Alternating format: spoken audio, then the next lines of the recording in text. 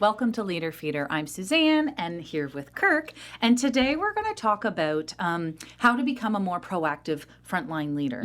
So before we really jump into it, I want to remind everybody that Valentine's Day is soon. So in the in the moment of being proactive, make sure you go out and maybe get something for a significant. Good. That's a great way to start talking about being proactive, is like, here's your heads up. You've got a few days left if you haven't thought about it already. Well done. Thank you. Yeah. Thank you. So say I'm a frontline leader. How can I effectively anticipate challenges if we're going down this road of, becoming a proactive frontline leader? Well, you can. No, just kidding. No one has the crystal ball, right? No one's got the crystal ball that we can just see into the future. But you're right. How can we, you ask a good question, which is how can we anticipate some challenges or things that might come up? I would say one thing to think about is past performance can be often indicative of future success. Not always, but sometimes.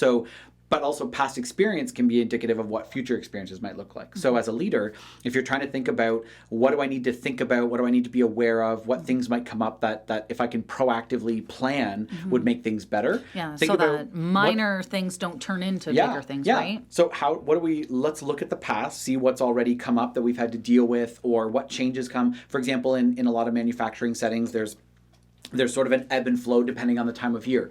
One client that we've worked with, they make meat products, a lot of burgers and stuff. So as you can imagine, they're very, very busy leading up to and into the summer when people are grilling their barbecue or grilling their burgers, and they slow down a lot in the winter. That's a natural ebb and flow. And in that natural ebb and flow, there's going to be certain things that happen probably every spring leading into the busy season, and then summer as busy season's there, and then the fall it dies down a little bit. So looking at the past and going, what took us by surprise last year that we wish we would have had a better handle on that I would like to proactively address this year? That's the first part. The second part is ask your team. Go to your team and say, right? Go to your team and just say, hey, you folks know the rhythm of this company well. I would like to know from you folks, what could I do to be a little bit more proactive in addressing some challenges, some concerns? Good point. Because you can't think of everything as the leader, and you don't have to. Right. Leverage your team. Go to them and say, I want to make things easier. I want to be more proactive. What sorts of things should I be thinking about as I do that? And you're probably going to get some great ideas from your team. Absolutely. So talking to your team is a great sort of almost technique for them, right? And what are maybe some other practical techniques that we could use to empower our team, encourage them to kind of take on some ownership too, to be proactive as well? Oh, that's a great one. Yeah. So maybe the first part is asking those questions and having those conversations about, hey, I want us to be a more proactive team or department. And so, let's talk about what some potential things are that tend to catch us off guard or blindside us because we don't have a more proactive approach and we have more of a reactive approach. The conversation starts there, because I think that's where you can get into, okay, which parts am I as the leader of the team going to take care of and manage, or obstacles am I going to remove? And which ones am I going to expect and empower my leaders to take care, or rather my employees to take care of? And I think that's where it starts is with that conversation. So enabling them to say, hey, that's a great point you're bringing up. That is something that has caught us off guard in the past. Now that we're talking about it, I want you to know that when and if it does come up, I'm empowering you to handle it. Right. I know that you can do it, and I believe that you can do it. Another piece to that is, if there is something where you go, this caught us off guard last year, we want to be more prepared this year, part of the reason it caught us off guard is maybe we didn't have sufficient training or sufficient pieces in place in order to handle that change or that thing that caught us off guard.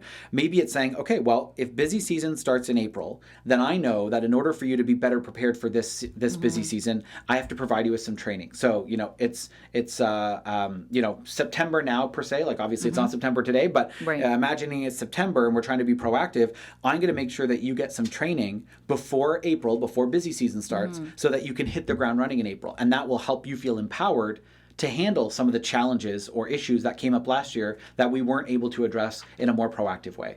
So taking that responsibility and spreading it out over the team and providing the training, first of all, just the license to say, hey, as the leader, I empower you to take care of some of this stuff, but then also the training that might need to be in place in order for people to go, I can handle this. talking about being proactive and empowering your team to do that, I'm starting to think about now how this could affect a leader's day-to-day, right? If they start thinking about these proactive and asking questions, and then they start empowering their teams and encouraging their teams to take ownership, all of a sudden feel like there might be a little bit of free time, and how that would affect, decision making, like the frontline, me as a frontline leader, my decision making in my day-to-day leadership when my team is being empowered like that. That's right. I mean, I would think if we spoke with most of the frontline leaders I speak to would sort of laugh when we throw around the term free time, because I think they tell you, oh my God, free time. Pardon me. But, I don't mean free time. Yeah, Sorry. Yes, maybe poor choice of words, right? But more elevated time, I suppose then, right? Time that they get to focus on doing what they'd want to do in a proactive way rather than reacting and putting out fires. So really it's a chance to sit down and go, since I'm not putting out fires, which is what I'm used to doing for most of my shift, what can I do instead? What gains can I make for the department? What obstacles can I help remove that have been a barrier for a long time, but I just haven't had the time to take care of for my team? So you're absolutely right that taking a more proactive approach in addressing challenges and issues in the moment, right, or trying to think ahead, it does free up time, right, to focus on higher value tasks that otherwise we end up just ignoring, putting on the back burner because we're putting out fires all the time. Yeah. Are there like some common pitfalls to try to avoid when we talk about being proactive, like with our leadership? Yeah, so for sure. I think one of the biggest things is that being proactive can take a lot of extra effort. And what I mean by that is if 99% of your day is spent putting out fires or being reactive, if you're trying to move to a more proactive approach, it's like suddenly deciding you want to go to the gym. Your 24 hours are already filled up with something before you decided to go to the gym, right? Yeah. But you join the gym, you want to get in better shape. It's going to take more effort to get into a gym routine, to get into a habit, and to get that habit to stick for the first couple months than if you just don't go to the gym, right? So for the first few months, there's got to be more effort and more energy and more time put into that. That's a lot of work, right? And in our day-to-day, people are just trying to keep up. We're just trying to stay afloat. And so to add on that extra thing can be exhausting. And I think the same thing can happen when we take a proactive approach.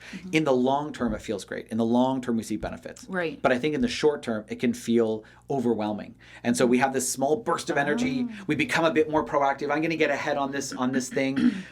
And then we do it for a couple weeks. And then because we're still trying to mostly fight this reactive approach, that we're still putting out fires and we haven't yet seen the empowerment take effect, it's exhausting. So at the beginning, it actually takes, I think, a lot more effort and energy, and the payoff comes a few months down the road. So I think that's where the frustration comes, or maybe where the pitfall is that if you don't see, it's like going to the gym. If you don't see results in the first month, you might be tempted to quit, right? Even though the real long-term gains are going to come 3, 6, 9, 12 months, 5 years after going to the gym. It's hard if you don't feel those gains right away to stick with it. So I would encourage frontline leaders that are trying to be more proactive, stick with it, fight the good fight, stay the course, because it's so easy to feel discouraged if things aren't going exactly as you wanted them to, or you've been putting in a lot of effort to be more proactive and it doesn't feel like it's paying off. It will almost always pay off eventually. It just takes time. And it also, if I can add one more thing. Of course. It also takes time for your team to get used to your more proactive approach. Right. There are some teams that unfortunately can be quite cynical. And so when you're trying to take a more proactive approach and you tell them you're trying to be more proactive, they can kind of have the sense of, oh yeah, we've seen this before. Yeah, let's try it out. And then there's a sense of kind of giving up, right? Because, oh, we've seen this happen before. Some new person comes along and tries to spark something, and then 2 months later, we're back to the way it was. Right. So you have to really be consistent with that proactive approach for quite a while sometimes to convert even the most cynical of team members that, hey, this is really the direction we're going to go in. We really are going to become a more proactive team overall. That's great, because I like that we kind of took this realistic turn, because we were talking about, the start of the podcast here, proactive and engaging and motivating our teams. And that's kind of popped into my mind was I thought, the buy-in that's going to come, that you need your team to have, right?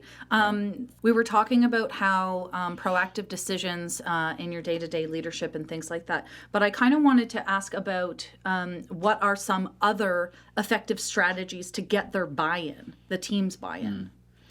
That's interesting. And so you're asking, getting their buy-in to a more proactive approach. Right, yeah. Yeah, I think part of it's communicating it and being transparent about that. So telling them, hey, we spend a lot of time putting out fires. And I think that makes us all a little bit exhausted. It makes us feel maybe a little bit burnt out. It causes us a lot of frustration. And I think as a team, we can be more proactive and feel better because of it. So I think explaining the why. Right. Which we talk about in our Frontline Leadership course. Right. Explain why, tell people why you're doing something. Because if a leader changes their approach, how frustrating is it as one of their team members to be like, why are things different? What prompted the change? Are we going to find out, or is it just being done differently? So if you're the leader, explain why. Hey, I've realized that we spend a lot of our time putting out fires.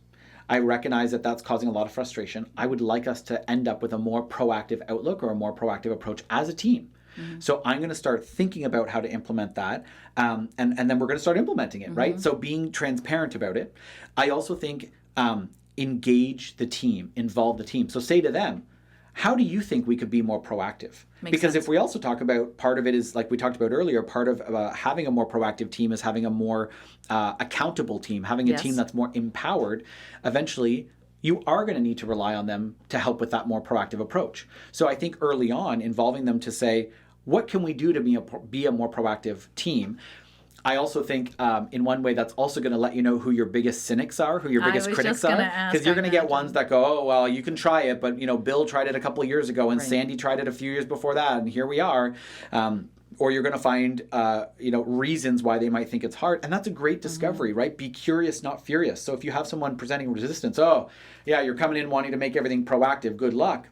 Instead of being furious and going, well, can't you just be on board with my idea? Can't you just support it? Instead go, I noticed there's some resistance here.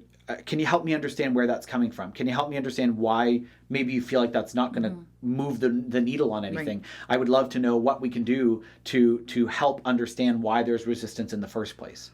You won't always get really great, insightful, helpful answers, but by asking the question, you're showing, I think, that you care about their involvement, you care about their buy-in, and then you're going to really have a good sense of what is it going to take for this team to buy into that new approach, that new proactive approach.